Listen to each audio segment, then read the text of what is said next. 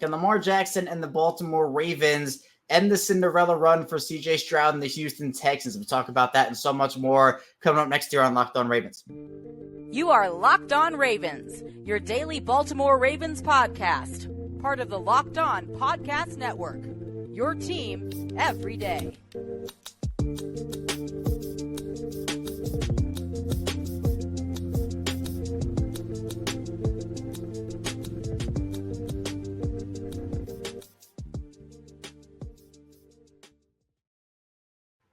Welcome into another edition of Locked On Ravens, your daily Baltimore Ravens podcast. I'm your host, Kevin Oestreicher of Ravens Wire, coming to you from the Locked On Podcast Network, your team every day. Thanks so much for tuning in today, making Locked On Ravens your first listen each and every single day. We are free and available on all podcasting platforms. That includes in video form, on YouTube, and audio form, wherever you get your shows. We're a 5-day-a-week Ravens podcast, plus bonus content as well, like live shows and bonus episodes. So we bring in that Ravens news, analysis, updates, and so much more 5 days per week, plus more. You can subscribe to the channel. That help out a ton. Like the video on YouTube, and of course, follow along in audio form. The support has been great, so thank you. Today's episode of Locked On Ravens is brought to you by PrizePicks, the easiest and most exciting way to play daily fantasy sports. Go to PrizePicks.com/LockedOnNFL. Use code lowercase LockedOnNFL for a first deposit match up to $100.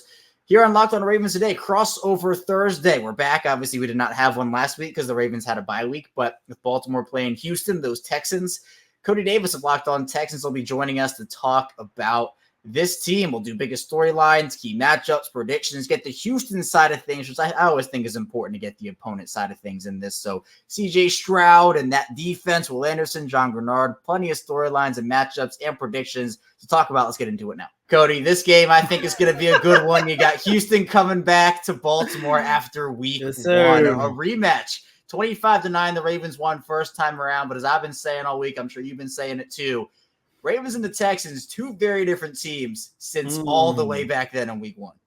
Yeah, man. You know, Kevin, first and foremost, man, shout out to you because you had me on the national show a lot over the past year. And it's like you caught me at my lowest this time last year because we really didn't know what was going on. And here we are over a year later, and you and I are doing a crossover for the AFC Divisional Round. Kevin, I'm stunned. Like I still cannot believe the Houston Texans are here. And I'm impressed by them. I mean, a team with CJ Stroud, and I remember having you on Locked On NFL, Coty, and we were talking about Lovie Smith and that whole thing at the end of week 18 and how they won that game and blew the shot at the number one pick. And look at them now. CJ Stroud, Will Anderson, Tank Dell, D'Amico Ryans. The whole future seems to be ahead for Houston. But right now, the future is now because they're in the divisional round. And what I've been saying all week, too, is, look, the Texans have nothing to lose here because if they lose, they've gone so much further than everybody expected them to. It's still chalked up as a great season. But if they win, they continue what I guess kind of is a Cinderella story here. They were home underdogs last week. They blew the Browns out of the water. And now they're coming back to M&T Bank Stadium to play the Ravens. Now, in terms of biggest storylines, Coty, I'll start with the Ravens and I'll throw it to you for the Texans. I think it's going to be health and the injury report for the Ravens because they're coming off of the bye week being the number one seed. And it helped out a lot in terms of rest and getting guys at least as healthy as they can be up to this point. But the big news out of Baltimore, at least on Wednesday, was Mark Andrews, who was designated to return from injured reserve on Friday.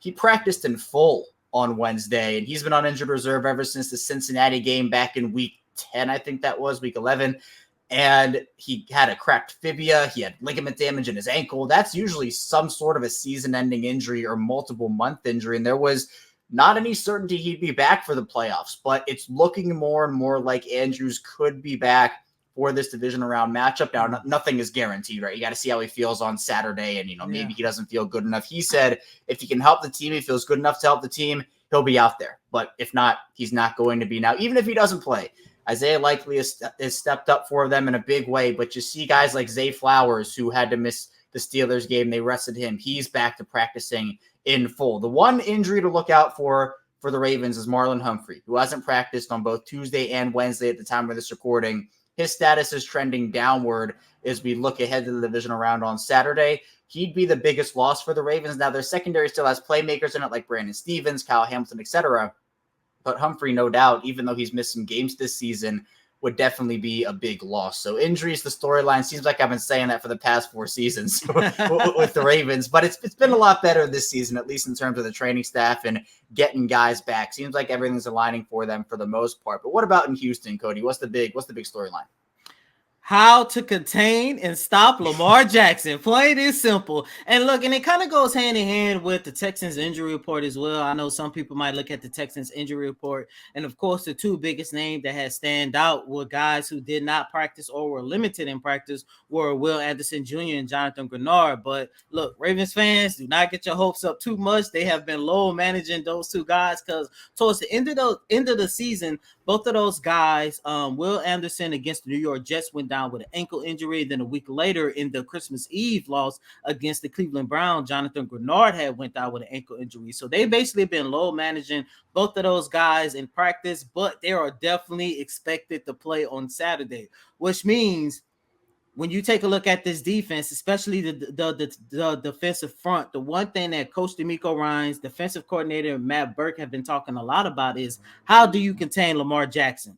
And look, Kevin, I'm pretty sure you could agree with this statement. Just throw the week 1 tape out of the window because I get it, I understand it. The Houston Texans defense did do a pretty solid job containing Lamar Jackson in week 1. I believe he went like 17 of 23 for like 169 yards, no touchdown, 1 interception, and I think they sacked him 4 times. However, 4 months since that game, Lamar Jackson has evolved into this league's MVP, in my opinion, the best quarterback in the league, in my opinion. And just like the Houston Texans, he has just been a complete 180 from the performance that we saw week 1. And when you take a look at this Texans defense, they finished off the regular season 4th in pressures. They set a franchise record in sacks with 46. And it's like, okay, well, if they did all of that, they've done a pretty solid job containing Joe in Cincinnati, Trevor Lawrence in Jacksonville, especially in week 3 in the victory that the Texans got, and even Kyler Murray. And I get understanding that was like his 2nd or 3rd game back from his injury. However, the one thing about Lamar Jackson, even if you collapse the pocket around him, he can use his athleticism and what you think could be, let's say, a sack for a loss of 3 to 5 can end up being a gain of 5 or 10. So that's basically been the number 1 storyline for the Texans because everybody know that the Texans, look, they have a shot at beating the Baltimore, but it starts with taking down the league's MVP in Lamar Jackson. And then, Kevin, I'm to the point I'm conflicted as a reporter analyzing this, how can you stop him? Do you not pressure him so much and let him be more so of a pocket passer quarterback? But then you're going to allow him to use his weapons like Odell Beckham, Zay Flowers, Mark Andrews if he come back. And that's a whole nother type of dangerous scenario within itself. So that's the number 1 storyline for the Texans, and I do believe if they could find a way to contain Lamar Jackson, they definitely have a chance of moving on to the AFC Championship game. Yeah, and part of the thing with blitzing versus not blitzing, I think the way that you can be effective against Lamar, it used to be just pressure him and blitz him, and he had some struggles against the blitz. You can't really do that anymore though, because Lamar, he has evolved as you talked about, and you mentioned the weapons. The weapons have been so good around him where he will now take the short check down. We'll check it down to Gus Edwards or Justice Hill, or he'll find Zay Flowers on a short, quick route. If you send pressure and you do not get there within a certain number of seconds, and that's not a very high number, maybe 2-3 seconds, Lamar's going to either roll out, he's going to find somebody in the pocket quickly. So I think you have to win with your front 4 and then try to just stop everything else. Because Baltimore with Zay Flowers and Rashad Bateman, and you mentioned Andrews if he comes back, Isaiah Likely who stepped up. There are so many weapons there. But a bonus storyline, I guess, for Baltimore, it's exactly what you said, but with CJ Stroud. How do the Ravens slow down this CJ Stroud-led offense? Because I would argue, Coty, Cleveland was the number 2 defense in the league this year behind Baltimore. Put up 40+ on them at home. I mean, just made them look like they were the worst defense in the NFL.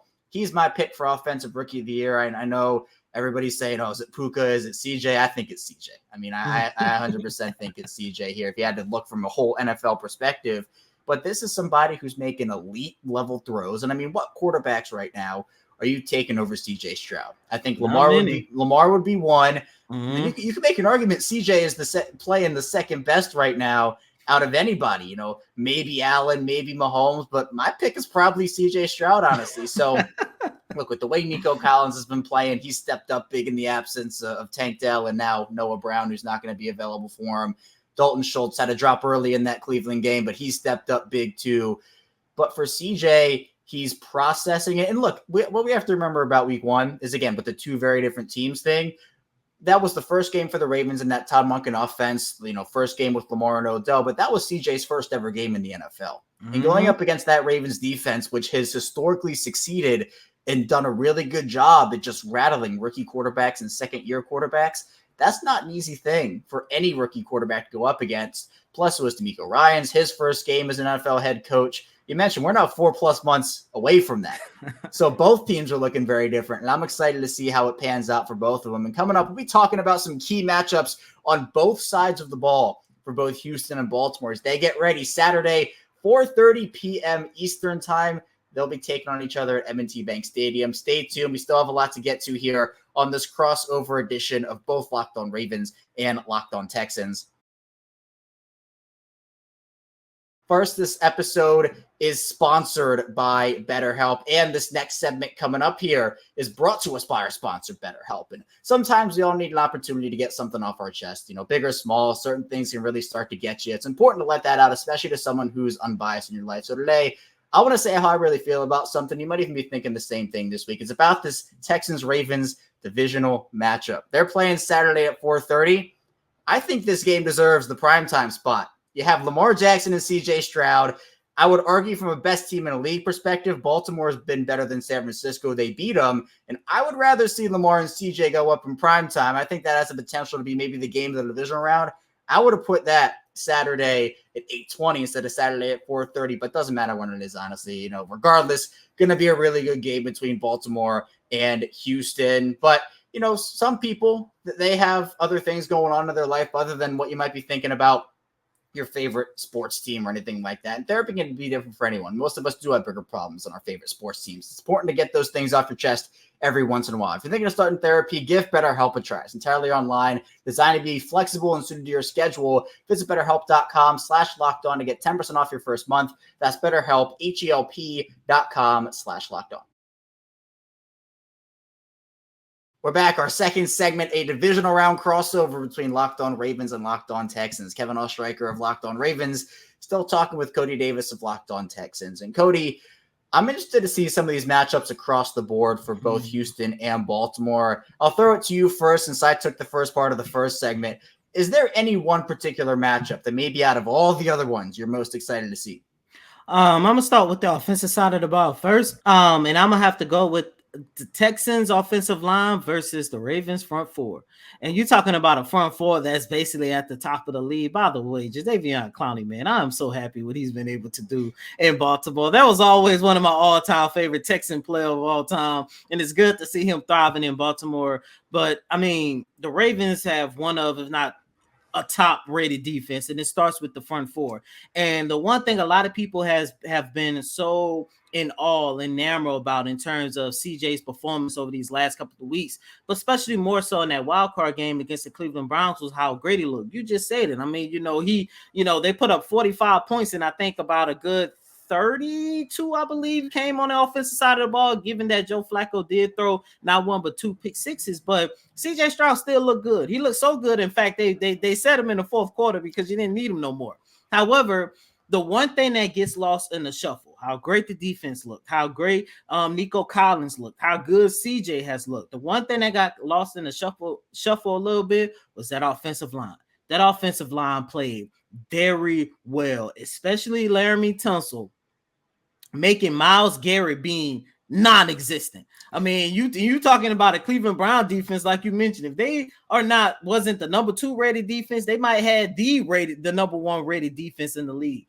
And that offensive line kept the pocket clean for CJ Stroud. In my opinion, that might be the best performance that we've seen out of this entire season from that offensive line, keeping the pocket clean, letting CJ Stroud go through his reads and progression. And we saw what he was able to do. Now, can they do it again And can they do it against Baltimore? And Kevin, correct me if I'm wrong. Baltimore did lead the regular season in sacks, correct? Yep, 60 of them.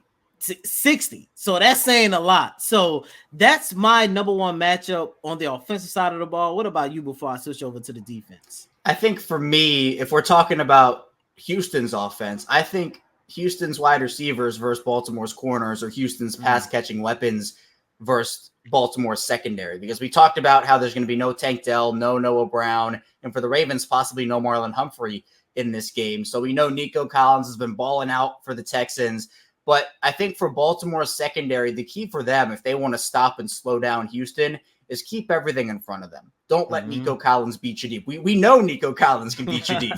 That's really a big part of his game. So for me, and part of Baltimore's defensive identity, Coty, all year has been, you can take some of the short stuff, you can take some of the intermediates, but we're not going to let you beat us deep, is what Baltimore's been saying all season to their opponent. So for me, you look at guys like Brandon Stevens in Baltimore's secondary, who has really stepped up as the number 2 next to Marlon Humphrey.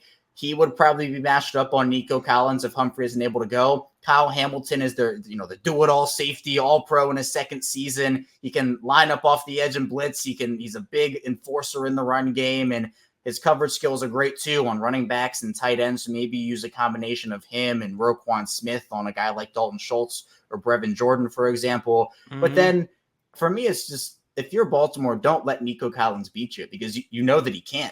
But go let Robert Woods beat you. And if he can, you tip your cap to Robert Woods. Tip your cap to John Mechie, who I'm sure is going to see a much bigger role here with Noah Brown out. These are talented guys all across the board.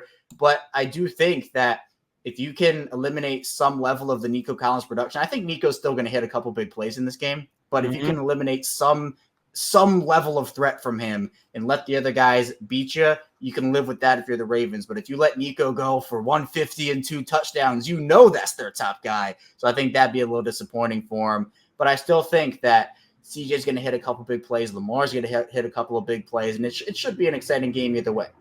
Yeah, and on the defensive side of the ball, I'm actually stealing your thunder, because that's the same thing I was thinking. The Texans corners, the Texans secondaries going up against the Ravens wide receivers, but mainly Zay Flowers and Derek Stingley Jr. Derek Stingley, ever since he came back from that hamstring injury, he has been one of the top best cornerbacks in the league. You saw it, Kevin. He won Defensive Player of the Month for the month of December, and he ended the regular season, I think, in the last 4 or 5 games, allowing a passer rating of like 1.6 or 1.7, something stupid like that. And Derek has really taken the helm as this team's number 1 cornerback. And the one thing that I've been doing, and I kept an eye on Baltimore, because I must say I do like Lamar Jackson, as you know. We talked about this before. But the one thing that I've seen, Lamar Jackson and Zay Flowers, man, that's a dangerous duo. I mean, we talking about Texans versus Baltimore right now in the divisional round. I wouldn't be surprised if we were having these same conversations next year, but possibly in the conference championship. And when I look at Baltimore and how exciting the future is for you guys, Zay Flowers, Lamar Jackson, I'm looking at Derek Stingley Jr. It's like, look, you have to eliminate Zay Flowers, just like how you eliminated Amari Cooper last week, because everybody wanted to know, how can the Houston Texans contain Amari Cooper? He put on a phenomenal show in Cleveland's victory on Christmas Eve, dominated the Houston Texans. You end up allowing Derek Stingley to shadow Amari Cooper, and look what happened. I think he ended for like 3 catches for like 45 yards, somewhere along those lines. So that's the number 1 matchup that I'm looking at on the defensive side of the ball. I think we're stealing each other's thunder here, Coty, because I'm going to steal yours. I'm going to say Baltimore's offensive line versus Houston's pass rush. This is something I've been hyping up all week, because we know John Grenard's been a beast all season. We know Will Anderson has come on, and he's been incredible for him. They have the interior presence. Sheldon Rank is now. He hasn't practiced the last 2 days, right? Is he going to play? Do you know? That one is a little bit interesting, because I believe in Cleveland's game he went down with a shoulder injury, if I'm not mistaken. So that one is a little bit up in the air. But best part about that for Texans fans, last couple of days I have seen him in the locker room. So it seems like, if anything, he's going to give it to go. If anything, they're probably going to have him on a limited snap count. Okay, so but regardless, they have pass rushers over there in Houston. Now, Baltimore's offensive line, Coty, Tyler Linderbaum and Kevin Zeitler on the interior, they've been great for pretty much the entire season. But they've had some tackle issues. Ronnie Stanley, especially towards the middle of the season, who, again, all-pro guy, he's really struggled with health and kind of coming back from the ankle injury he suffered a couple of years ago, and he had a knee injury that he was working through this season. He wasn't playing great. Morgan Moses also, he had some struggles. So what the Ravens have started to do here is they've been using a tackle rotation. So what they do is Ronnie Stanley and Morgan Moses will start the game. And then maybe on the second or third drive, Patrick McCary, who's their backup, will come in for Ronnie Stanley. And then Daniel Falele, who's their backup right tackle, will come in for Morgan Moses. And then Stanley will come back, and then Moses will come back. And they'll rotate these guys throughout the entire game. So it gives Ronnie Stanley fresh legs and Morgan Moses fresh legs and kind of helps them out. So does that throw off a rhythm with Will Anderson and John Grenard? Is it they're trying to time up one tackle, but then another comes in? It's worked for him. I think the midseason struggles we saw, the Ravens tackle situation has been a lot better over the past month or month and a half because they've been using these rotations. So I'm interested to see, because with Lamar, even if you kind of talked about it earlier, even if you get to him and you think you have him down, you don't. You got to secure him and get him down, because he will take a sack and turn it into a 50-yard gain, because that's just who Lamar Jackson is. So if you're Houston, you mentioned it. Houston had 4 sacks on Lamar in week 1. The Ravens had 5 on CJ Stroud. Pass rush is going to be a really big factor for both sides here, and I think a really important one. And coming up in the final part of the show, we'll talk about what each team has to do to win the game, both Houston and Baltimore. Plus, we'll get into some predictions as well. So be sure to stay tuned. A lot still to get to on this episode of both Locked On Ravens and Locked On Texans. First, this episode is brought to you by LinkedIn. At the start of the new year, every small business owner is asking themselves the same question. What's the one move I can make that'll take my business to the next level in 2024? But LinkedIn Jobs knows that, and they know your success all depends on the team you surround yourself with. That's why LinkedIn Jobs has created tools to help you find the right professionals for your team faster and for free. And I've had a ton of positive experiences over on LinkedIn, networking and connecting. It's a really great place to look for jobs and just connect with different people in this either the same or different industry you're looking at. And LinkedIn isn't just another job board. LinkedIn has a vast network of more than 1 billion professionals, which make it the best place to hire. Hiring is really easy too when you have that many quality candidates. So easy, in fact, that 80% of small businesses get a qualified candidate within 24 hours. And it's really important to achieve goals. If you want to achieve some goals in the new year, the right team member could really help you do that. That's why small businesses are right LinkedIn Jobs number 1 in delivering quality hires versus leading competitors. LinkedIn also knows that small businesses are wearing so many hats, you might not have the time or resources to hire. Thankfully, with LinkedIn, the process is intuitive, quick, and easy. Post your job for free at LinkedIn.com/LockedOnNFL. That's LinkedIn.com/LockedOnNFL to post your job for free. Terms and conditions apply. And this episode is brought to you by Game Time. And I've had plenty of frustrating ticket buying experiences in my life. Sometimes I wasn't really sure if the seats were good. Sometimes I couldn't find last minute tickets. Other times there are just no good deals whatsoever. But you shouldn't have to worry about that when you're buying tickets to your next big event, because Game Time is the fast and easy way to buy tickets for all the sports, music, comedy, and theater events near you. With current last minute deals, all in prices, views from your seat, and their best price guarantee. Game Time takes the guesswork out of buying tickets. And for the Game Time app here in Baltimore, at least, obviously, the Ravens and Texans play at M&T Bank Stadium on Saturday. You can go over to Game Time, try to find some last-minute tickets for that game. And in Houston, whether it comes to concerts, anything of that nature, there are plenty of options over there as well. Game Time has a lot of cool things, too, on their app, such as views from all the seats in the venue. Plus, Game Time's the only ticketing app that gives you complete peace of mind with your purchase. You can see the views from your seat before you buy, so you know exactly what to expect when you arrive. And they're obsessed with finding ways to help you save money on your tickets. With Zone Deals, you pick the session, and Game Time picks the seats for a big time savings. Didn't think I should got buying tickets with Game Time. Down the Game Time app, create an account, use code LOCKEDON for $20 off your first purchase. Terms apply. Again, create an account, redeem code LOCKEDON, spelled LOCKEDON, for $20 off. Download Game Time to the last minute tickets, lowest price guaranteed. We're back, Locked On Ravens, Locked On Texans. Kevin Oestreicher, Coty Davis talking with you on this Thursday leading up to Saturday at 4:30 p.m. Lamar Jackson, CJ Stroud, plenty of matchups we dove into, and of course those storylines. But Coty, in terms of what Houston has to actually do to win this game, where are some of the key points you're looking at where Houston has to win, or what they have to do to pull this one out? It starts with the quarterback, CJ Stroud, man. You said it early on in the show, after Lamar Jackson, is it fair to say that he has played the second best, play from that position throughout the whole entire season, man. And I think that's what it's basically going to come down to. The one thing about the key matchups and stuff that you and I did, we was picking each other brains and, saying basically had the same thing. But I really do believe that it's definitely going to come down to, and I hate to say this, I understand saying this for a rookie quarterback going up against a veteran quarterback and an MVP caliber quarterback like Lamar Jackson, but it's basically going to be, can CJ Stroud not only outplay Lamar Jackson, but also outplay the Ravens defense, who is one of the top defensive teams in the league. And I know that might be a little bit shocking for some Raven fans, but let me just say this: Pittsburgh, Saints, Tampa Bay, and now the Browns. You're looking at 4 teams that when you go back and take a look at the regular season, all 4 of those teams were somewhere in the top 10 with their defense. And CJ Stroud went 4-0 against those teams, and I think he averaged somewhere in the ballpark of 325 yards and put on the show against every single one of those teams. So that's going to be the number one thing. Can CJ Stroud continue his stellar play? And another thing that I'm looking at is who else is going to step up in the wide receiving core. Nico Collins has fallen under the radar a lot throughout the regular season. He has had a phenomenal year, as you know, but I'm pretty sure that Baltimore is probably going to change up and throw some new things defensively towards him, because I'm pretty sure they do not want Nico Collins to get into a rhythm. And you already don't have Tank Dell, unfortunately. You're going into this game without Noah Brown. So it's going to be like, who is going to be that wide receiver that's going to step up? And I know that's something Texans fans have heard that a lot on Locked On Texans. Is it going to be Robert Woods finally? Is it going to be John Mechie? Is it going to be Xavier Hutchinson? Like, I'm pretty sure without a shadow of a doubt, if one of those guys can step up and give this wide receiving core just a little bit more of a boost, then I think this offense is going to have an opportunity to thrive in Baltimore.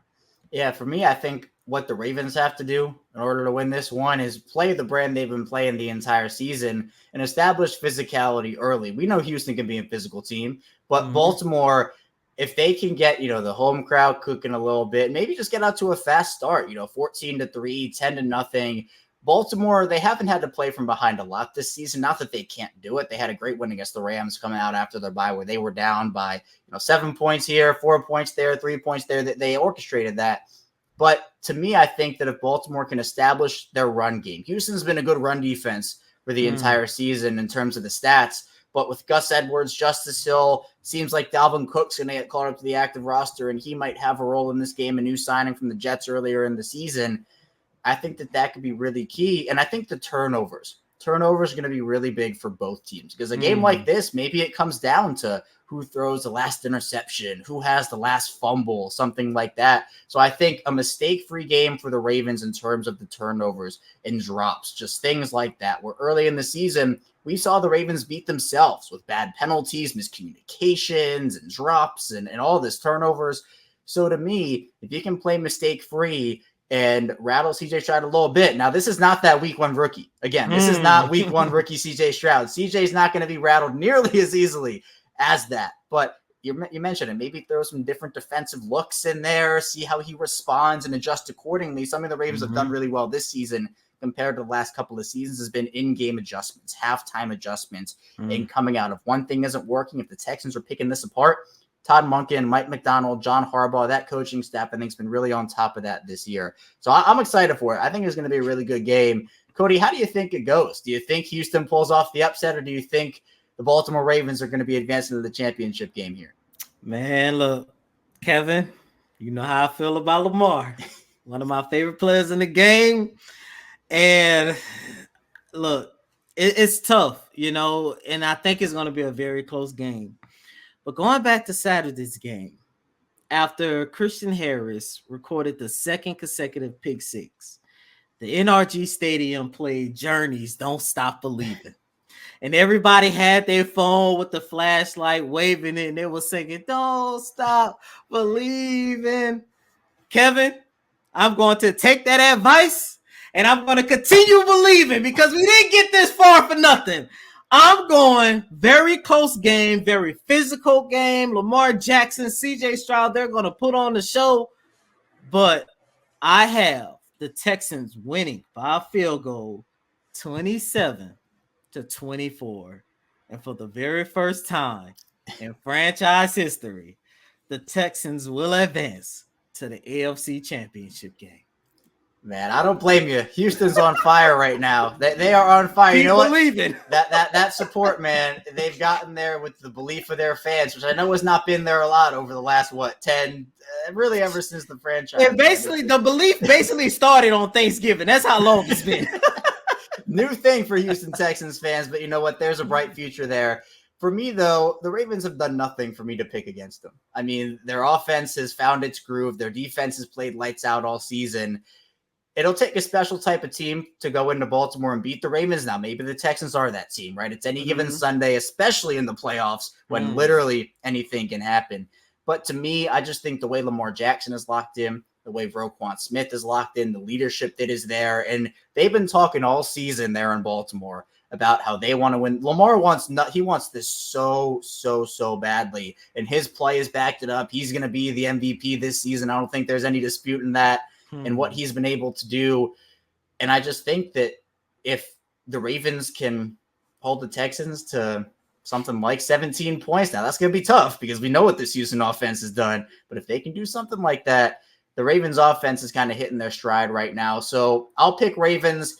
I'm going to go something along the lines of 28-17, 28-19, like in that range where the box score, that is like a 2-possession, 9-point game, but it feels more like a 3-point game. It feels closer than the box score. Like maybe it is a turnover that ices the game and the Ravens score last. But I do think that for me, this is going to be a Baltimore win. But hey, you know what? Anything can happen. We know it's the playoffs. Anything can absolutely happen here. Cody's great, gave us some great Texans insight, and I am expecting a really, really good game between these two sides. So be sure to stay tuned here on Locked On Ravens tomorrow. We'll be rounding out the week with more Ravens content. We actually hit our first ever 10,000 view episode on Locked On Ravens on YouTube. So thank you so much for all the support there. Again, be sure to subscribe on YouTube, subscribe in audio form. It's the same show, audio and video, so you're not missing out. Thank you so much if you're an everydayer, it's your first time into the show, or you're somewhere in the middle. It all means a ton to me. We've built great communities in audio form, video form, social media, subtext, the whole 9 yards. So